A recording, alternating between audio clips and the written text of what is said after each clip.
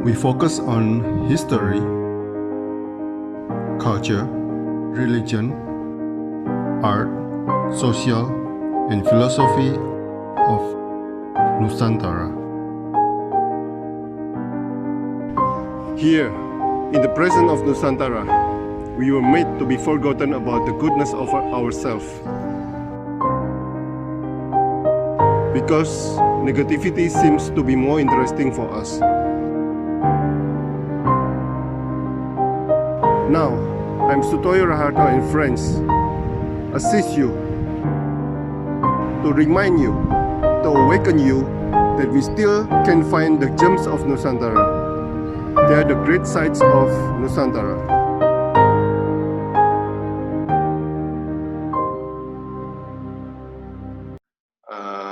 Oke, Pak Teddy. Mungkin Pak Teddy bisa perkenalkan dulu tentang tinggal di mana, ngapain aja di Jakarta gitu, Pak. Oh iya. Mungkin ya sebentar aja sebelum kita mulai pertanyaan 1 sampai 5 ini, Pak. Silakan. Selamat malam, Bapak Ibu. Selamat malam, Salam sejahtera, rahayu, rahayu, rahayu. Perkenalkan, saya Teddy Bramantio. Sekarang tinggal di Jakarta, kerja di Jakarta. Ya aktivitas sehari-hari ya bisa dibilang sebagai swasta ya, kerja di swasta. Dan kebetulan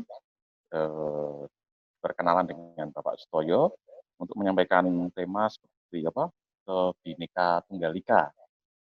Itu nanti yang sebisa mungkin saya menjawab pertanyaannya. Juga sebelumnya nanti mohon maaf kalau ada yang kurang pas atau kurang berkenan. Monggo silakan dilanjut. Pak Teddy, ini sangat luar biasa. Anda menceritakan kisah Anda bahwa Anda lahir dan besar di keluarga yang ada anggota Katolik, ada yang anggota keluarganya Muslim. Nah, sangat luar biasa ini, Pak. Soalnya kalau sekarang di Indonesia disuruh satu agama, satu keluarga. Oke, Bapak mengatakan bahwa Anda berasal dari keluarga demokratis, Pak. Maksudnya apa itu, Pak? Silakan.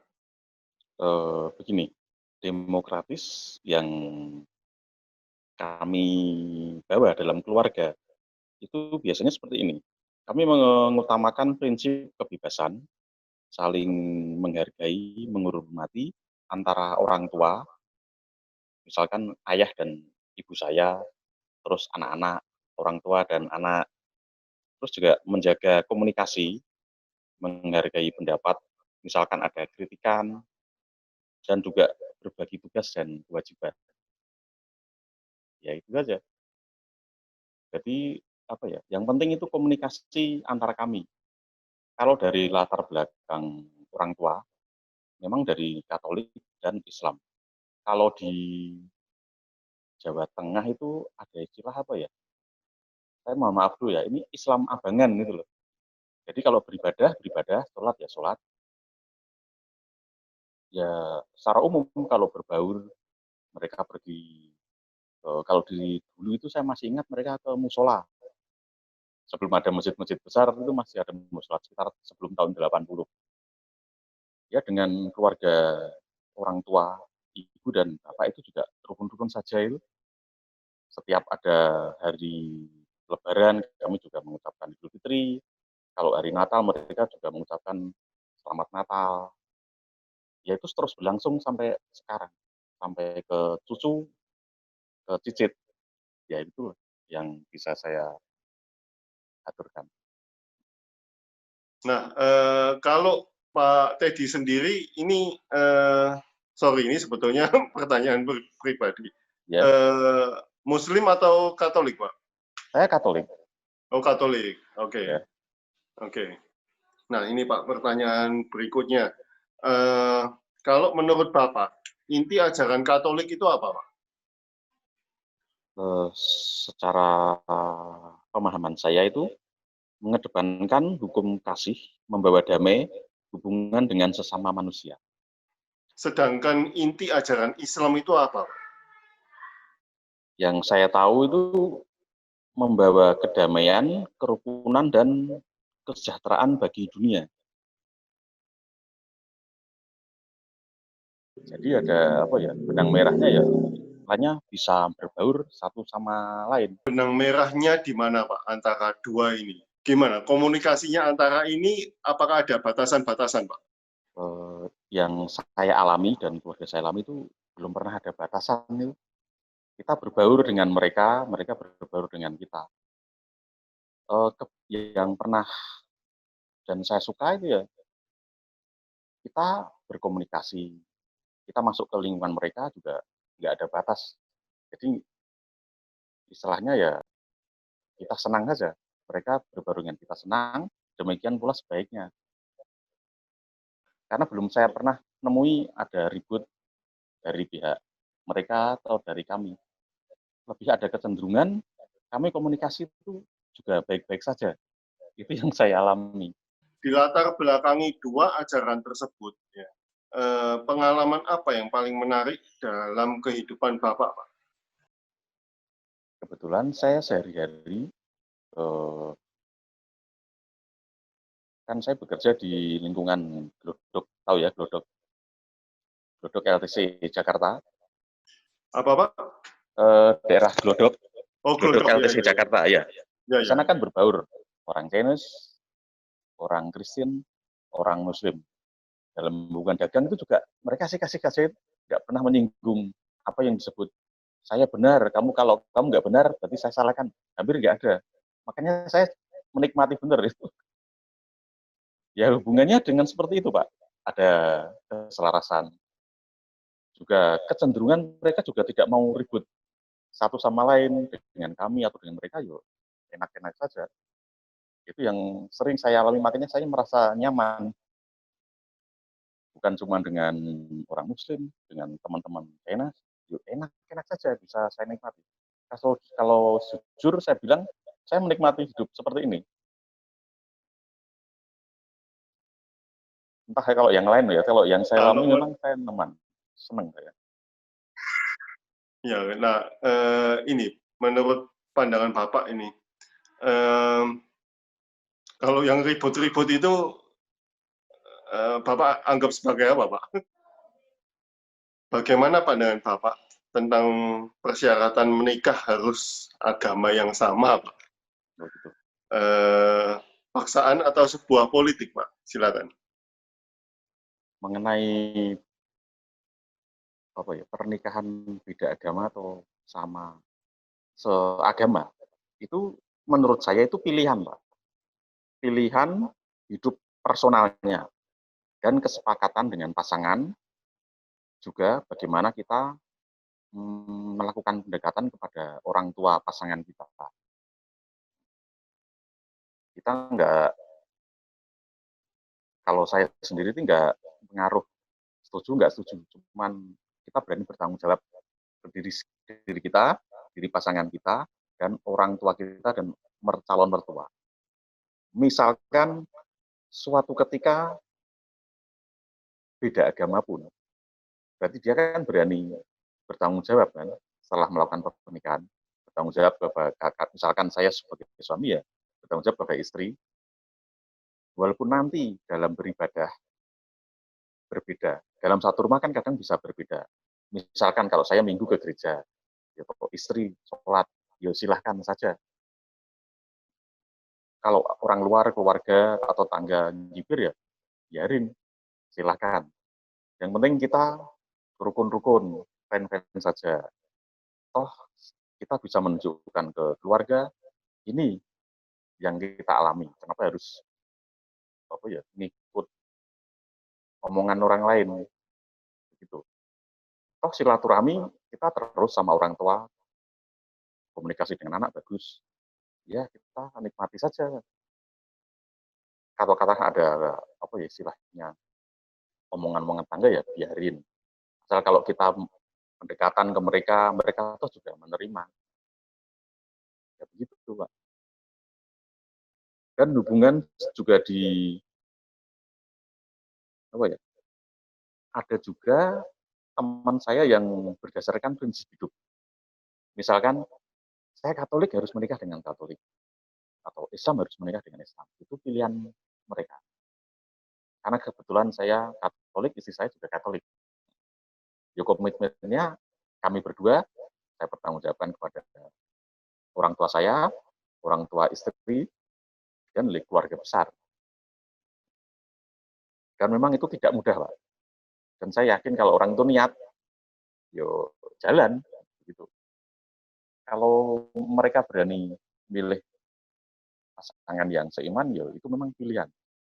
Kita nggak bisa maksa atau apa ya istilahnya politik. Udahlah, itu pilihan kita. Tapi kita harus berani tanggung jawab. Begitu, Pak. Yang Muslim dari keluarga mana, Bapak, Ibu?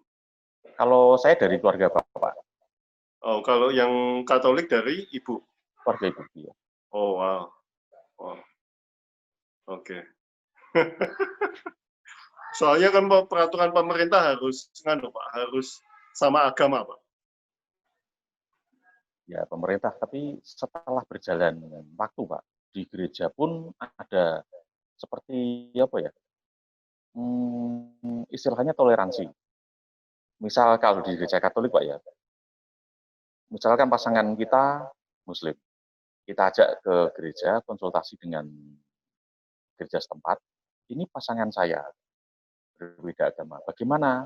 Katakanlah kalau di gereja kan kita dengan romo atau pastor ya, terus dikasih pilihan, menikah dengan cara apa, atau ada kesepakatan.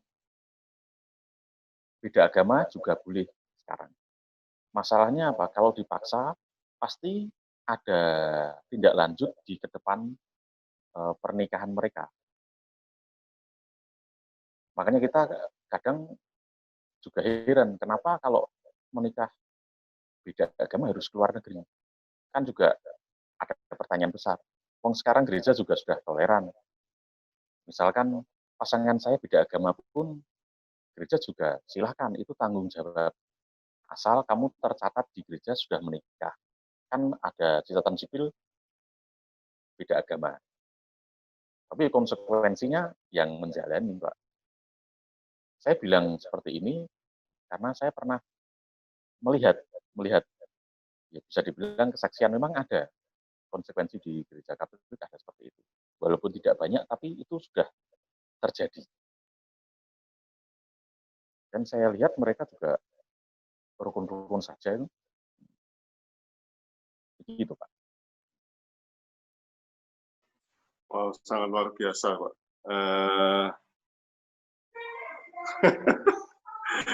Sangat luar biasa. Ini sangat open-minded di beberapa kasus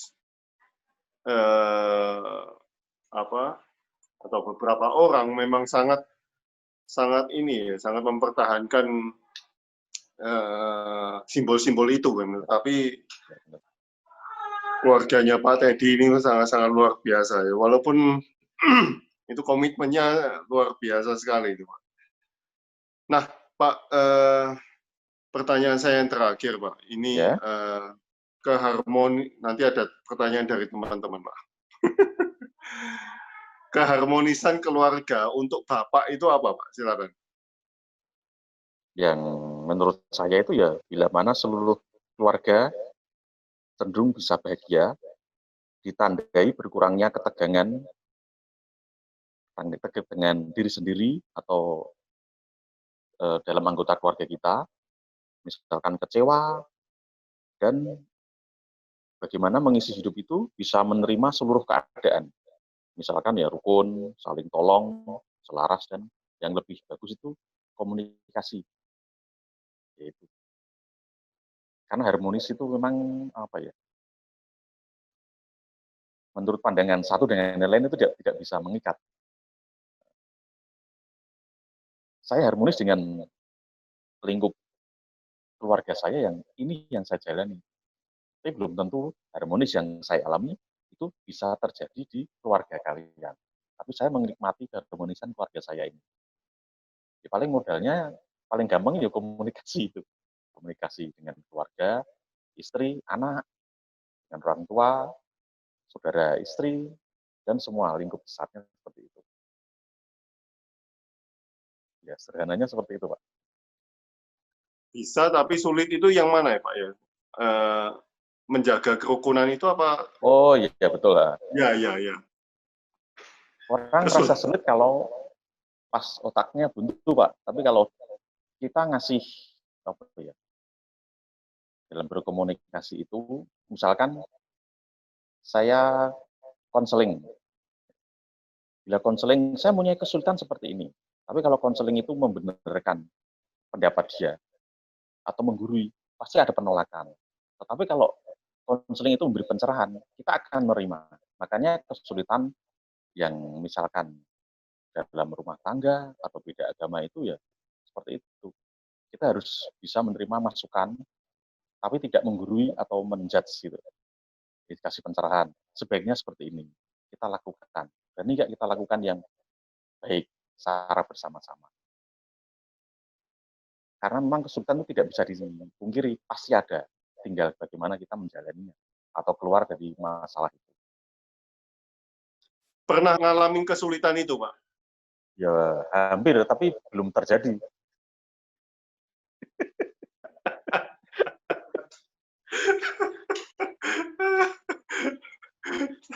Ini apa? Bejo atau pas ini Pak? Saya nggak heran, cuma nggak mau pikir jauh. Ini saja ini nyatanya, waduh, saya dulu mikir-mikir, ini sulit apa enggak ya kalau mengalami masalah ini. Ya kita jalani saja, paling kalau orang Jawa kan geremeng-geremeng, nyatanya juga bisa keluar dari masalah ini. Paling cekcok ribut, bagaimana ini sebaiknya? Oh seperti ini. Oh ya, kenapa nggak kita lakukan ya? Toh kita sendiri yang menjalani. Itu kan sulit omongan orang, kita menjalaninya juga enak-enak aja. Ngapain? Kita jalan, ya jalan gitu aja kalau dengan pasangan saya. Jadi kesulitan itu timbul dari apa ya, keraguan-raguan dari pikiran dan hati kita sendiri sebenarnya. Ya, tapi Pak. Ngobrol-ngobrol ya setelah tadi di pertanyaan tadi, bagaimana Bapak dan Ibu Pak Teddy ini mendidik anak-anaknya sampai anak-anaknya ini bisa berpikir seperti begini, Pak? Ini kan pemikiran yang sangat luar biasa, which is sangat Nusantara, sangat Indonesia, sangat Bhinneka Tunggal Ika ini. Nah, ini ajaran-ajarannya Bapak dan Ibu itu loh, Pak, yang saya pengen tahu untuk anak-anaknya. Kebetulan anak saya yang pertama kan dari SMA Kanisius. Dia memang lebih cenderung pintar. Kebetulan kami sebagai orang tua kadang malah lebih banyak memberi kebebasan dia. Misalkan, kalau hal seperti ini bagaimana ya, Kak? Dia kadang memberi masukan. Jadi saling komunikasi ya, orang tua, Bapak itu juga bagus. Jadi kita nggak pernah, kamu jangan ini, jangan. Nggak pernah, hampir bisa nggak pernah. Juga kami menghindari memarahi atau menjelek-jelekan anak, komitmen kami berdua ya. Toh pertumbuhan mereka juga bagus. Sedangkan anak saya yang kedua, kebetulan sekarang kuliah di Udayana Bali, itu juga sama. Dia kelihatannya santai. Bisa dibilang prestasi di sekolah itu stabil. Ranking 6. Tapi tuh, kamu mau milih mana? Daftar UI, Undip, UGM. Dia bisa bilang, Pak, Bu, saya kepingin Udayana. Saya sendiri, kalau sebagai orang tua kan juga, aduh, mampu apa enggak ya? Tapi saya kebebasan, silahkan. Kamu berani tanggung jawab dengan pilihan. Ya memang diterima. Ya itulah, kadang saya bangkainya anak-anak, kalau orang tuanya beri kebebasan, mereka juga bertanggung jawab dengan hasilnya. Seperti itu, Pak. itu kan Pak Teddy kepada anak-anaknya. Tapi yang saya mau tanyakan lebih dalam adalah ayahnya Pak Teddy dengan ibunya Pak Teddy, Pak. Ya, Itu kan beda agama. Bagaimana bisa mengajari Pak Teddy sehingga bisa open-minded begitu loh, Pak? dari orang tua saya memberi kebebasan pilihan. Waktu kecil, saya dimulai dari itu. Waktu kecil, saya masih ingat kelas 0 sampai kelas 1 SD itu saya masih ke Langgar, musola. Kadang malah disediain sarung sama peci. Itu mereka ya silakan, nggak pernah melarang. Suatu ketika, saya kembali ke gereja, mereka juga tidak membenarkan. Terus semakin tumbuh sampai sekarang. Demikian pula dalam hal pendidikan. Mereka cuma kasih kesan, orang tuamu cuma kasih apa ya, pesan atau nasihat, yo kamu harus tanggung jawab dengan dirimu sendiri dalam belajar juga dalam masa depanmu. Itu yang saya pegang. Ya seperti itu, Bapak. Kedua orang tua saya yang memang beda. Bisa dibilang keras kepala, tapi yang positif yang saya ambil aja gitu. Makanya mereka kalau ada pendapat seperti ini, pasti diomongkan. Bagaimana kalau seperti ini? Kalau saya nggak suka seperti ini, paling saya juga ngomong, saya mau lakukan seperti ini. Terus paling dibalik, kamu berani tanggung jawab atau bagaimana nanti ke depannya, itu yang saya ambil, yang saya berani tanggung jawabkan kepada orang tua saya. Kami dididik seperti itu, anak-anaknya. Luar biasa ini pengalaman Pak Teddy. Ayahnya Katolik ya Pak ya? Ayah saya Katolik, sebelumnya Muslim. Oh, ayah Katolik, menikah, ibu ya. Muslim ya? Ayah Muslim, ibu Katolik. Setelah menikah, mereka dua-duanya jadi Katolik. Oh gitu. Oh iya. Oh, okay. Latar belakang mereka memang berbeda. Tapi toh juga ada kesepakatan dengan mereka sendiri. Itu yang diajarkan ke kami anak-anaknya. Tetapi kan masih keluarga besar masih beda agama kan? Masih, ya. masih. Dan tetap damai kan? Ya, rukun-rukun sampai sekarang. Wah, ini harus diekspos ini Pak. Ini ya, saya harus share di grup untuk kebaikan kita semua.